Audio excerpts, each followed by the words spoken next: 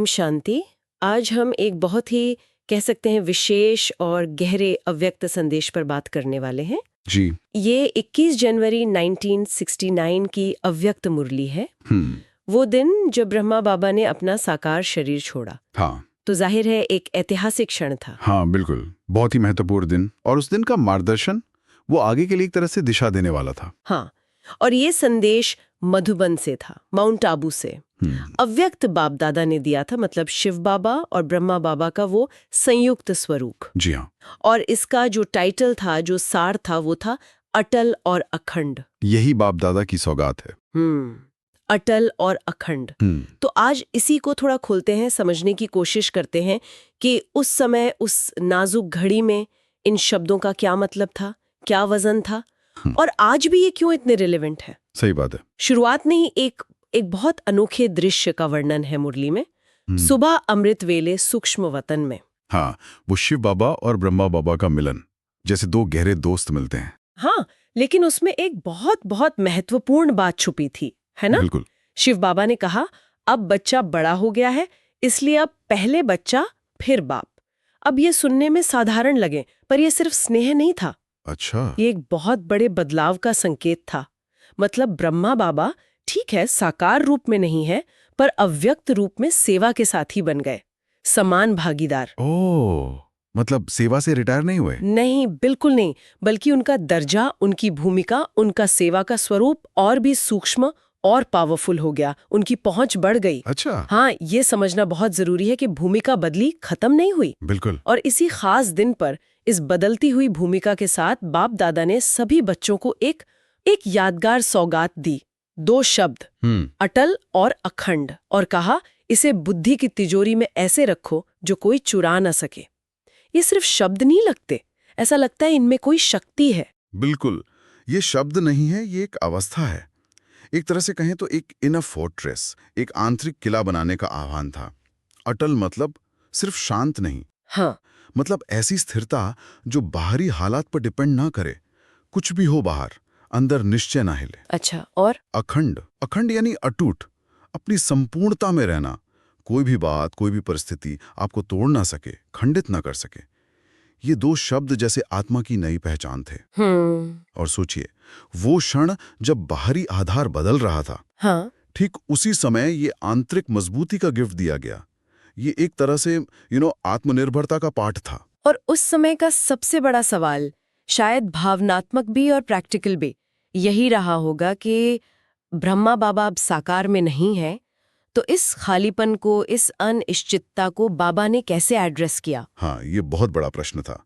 और बाबा ने इसे सीधे सीधे एड्रेस किया, पूरी क्लैरिटी के साथ। उन्होंने कहा, शरीर छूटा है, लेकिन हाथ और साथ नहीं, गिर गया। हाँ, इसका प्रैक्टिकल मतलब ये था कि फिजिकल प्रेजेंस भले ना हो, लेकिन सूक्ष्म गाइडेंस, वो शक्ति का कनेक्शन, वो बुद्धि के लेवल पर अब और भी तेजी से काम करेगा। अच्छा, याद में, सेवा में, डायरेक्शन देने में, सब में उनका अव्यक्त साथ पहले से भी ज्यादा एक्टिव रहेगा। तो ये सिर्फ एक इमोशनल सपोर्ट नहीं था, मतलब एक नए तरह का कनेक्शन। बिल्कुल, सिर्फ सांत्वना नहीं थी, ये एक नए तरह के कनेक्शन का, एक सूक्ष्म जुड़ाव का आश्वासन था। और इसको और पक्का करने के लिए बाबा ने वो निश्चय पत्र याद दिलाया जो यज्ञ के शुरू में लिखवाया था। हाँ हाँ, याद है। सबने लिखा था, अगर ब्रह्मा चला जाए तब भी हमारा निश्चय अटल रहेगा। तो बाबा ने जैसे कहा, भी अब समय आ गया है उस लिखे हुए निश्चय को जीने का, उसे प्रैक्टिकल में लाने का। हाँ, प्रमाणित करने का। परिस्थितियां बदलेंगी, चैलेंजिंग भी होंगी, पर अंदर का जो निश्चय है वो नहीं हिलना चाहिए। ब्रह्मा बाबा ने फाउंडेशन डाली है, अब बच्चों को उस पर मजबूत इमारत खड़ी करनी है। कैसे? अपनी स्थिरता से, अपनी सेवा से। तो ये निश्चय की असली परीक्षा का समय था, और परीक्षा की बात चली है तो बाबा ने इसी मौके पर 2 खास दान भी मांगे। वो भी बड़े मीनिंगफुल लगते हैं। हाँ, बहुत अर्थपूर्ण। पहला दान, डगमग न होने का दान। मतलब कोई भी सिचुएशन आए, कोई व्यक्ति कुछ कहे, कोई बात हो जाए, अपने स्वधर्म से, अपनी शांति से, अपने निश्चय से हिलो मत। और दूसरा दान, अवगुण न देखने का दान। किसी में दोष मत देखो, सुनो भी मत, सोचो भी मत। ये उस समय जब शायद भावनाएं बहुत तीव्र होंगी, कितना मुश्किल रहा होगा। बहुत मुश्किल, यही तो चुनौती थी। हाँ, यही मैं सोच रही थी। ऐसे इमोशनल मोमेंट पर दूसरों में दोष न देखने की बात, ये तो हमारी ह्यूमन टेंडेंसी के जैसे खिलाफ है। इसके पीछे क्या उद्देश्य था? उद्देश्य बहुत गहरा था। बाबा ने इशारा भी दिया, अगर कोई हिलाने की कोशिश करे तो अंगद के समान पांव अडोल रखो। अंगद, रामायण वाले? हाँ, जिनका पैर कोई हिला नहीं सका था। तो ये सिर्फ बाहरी स्थिरता नहीं थी, ये आंतरिक पवित्रता और शक्ति की बात थी। देखिए, जब हम दूसरों के अवगुण देखते हैं ना, हाँ, तो हमारी अपनी एनर्जी कम होती है, हमारा मन कमजोर होता है। बाबा चाहते थे बच्चे अपनी इनर स्ट्रेंथ को बनाए रखें, बाहरी नेगेटिविटी से अफेक्ट हुए बिना अपनी पॉजिटिव दृष्टि, अपनी स्थिति मजबूत रखें। अच्छा। और ये एकता के लिए भी बहुत जरूरी था।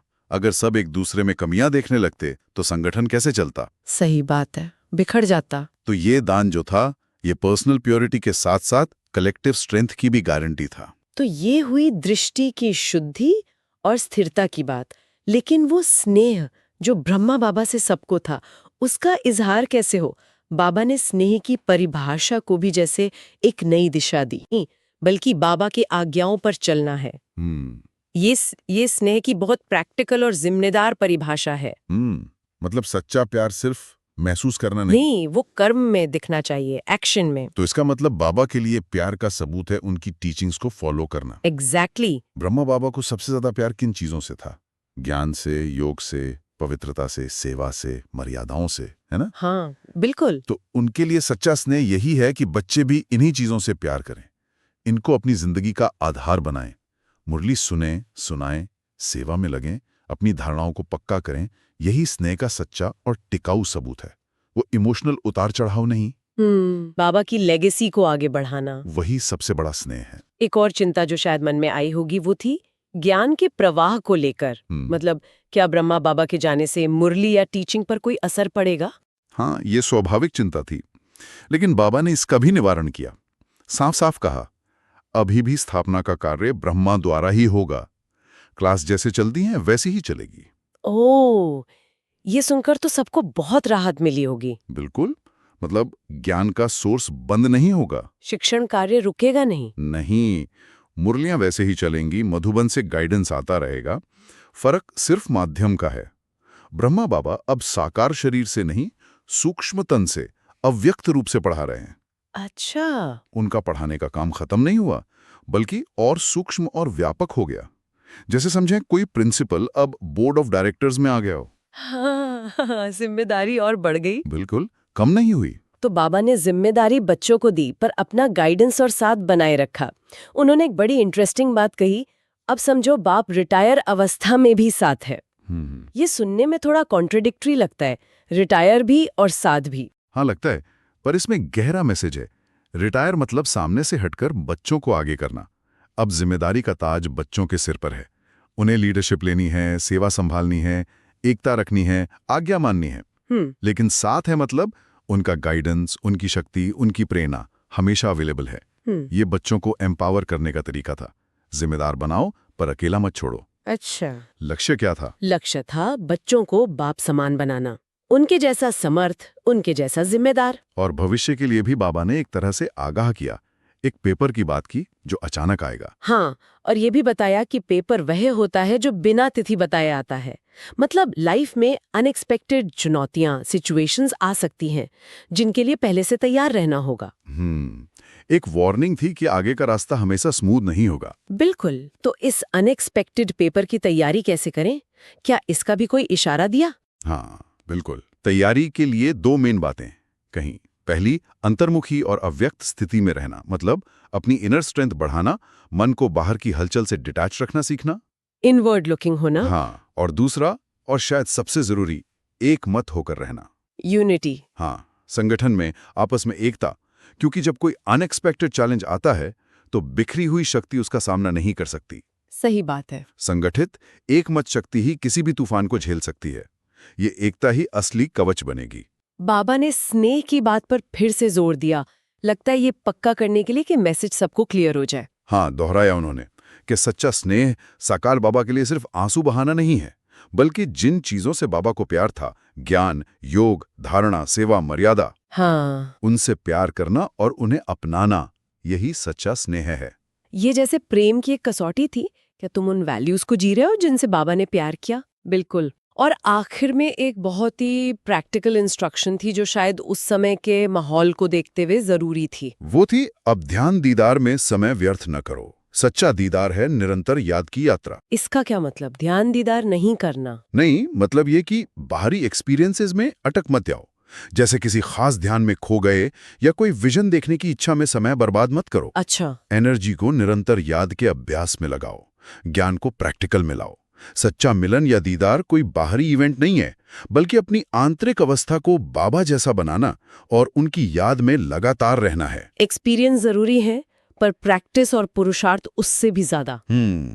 फोकस अभ्यास पर। जी, तो अगर हम इस पूरी चर्चा का 21 जनवरी 1969 की इस मुरली का सार देखें तो कुछ मेन पॉइंट्स निकल कर आते हैं। जी, सबसे पहले तो अपनी आंतरिक स्थिति में अटल और अखंड बनना। बिल्कुल। किसी भी हाल में निश्चय से डिगना नहीं।